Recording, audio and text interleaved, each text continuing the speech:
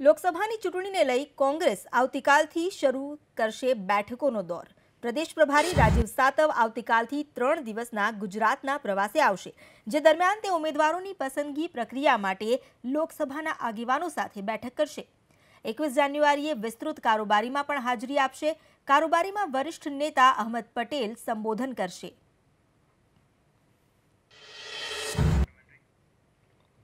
તો લોકસભાની ચૂંટણીને લઈને કોંગ્રેસે કમર કસી લીધી છે અને કવાયત શરૂ થઈ ગઈ છે। બેઠકોનો દોર આવતીકાલથી શરૂ થશે।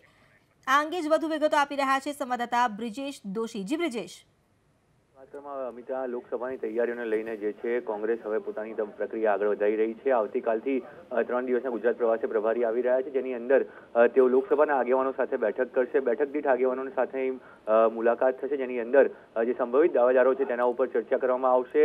ઉલ્લેખનીય છે કે પ્રદેશ પ્રમુખે ખુદ કહ્યું હતું કે 30 જાન્યુઆરી સુધીમાં પેનલ તૈયાર કરી લેવામાં આવશે, એટલે કે જે બેઠકો ઉપર કોંગ્રેસના 3 થી વધુ દાવેદારો છે તેની સ્ક્રુટિની થશે અને 3 દાવેદારોની પેનલ તૈયાર કરવામાં આવશે। સાથે જ્યાં 2 કરતા ઓછા દાવેદારો છે તો તે બેઠકોના નામ પહેલા જાહેર કરવામાં આવે તેવી પૂરી શક્યતા છે અને તેના માટેની કવાયત આ 3 દિવસમાં ચાલશે। મહત્વની વાત, 21 જાન્યુઆરીએ વિસ્તૃત કારોબારી મળશે, જેની અંદર વરિષ્ઠ નેતા અને રાષ્ટ્રીય કોંગ્રેસના ખજાનચી અહેમદ પટેલ પણ હાજર રહેશે। તેઓ સંબોધન કરશે। એટલે પૂરી રીતે કોંગ્રેસ જે છે લોકસભાની ચૂંટણીના મોડમાં આવી ચૂકી છે અને હવે લોકસભાની ચૂંટણીને ધ્યાનમાં રાખી તમામ કાર્યક્રમોનું આયોજન થઈ રહ્યું છે। જી બ્રિજેશ, આભાર આપનો જાણકારી આપવા બદલ। તો લોકસભાના ચૂંટણીનો જે મોડ છે એ અત્યારે ઓન થઈ ચૂક્યો છે। કોંગ્રેસે લોકસભાની ચૂંટણીને લઈને અત્યારથી જ કવાયત શરૂ કરી લીધી છે।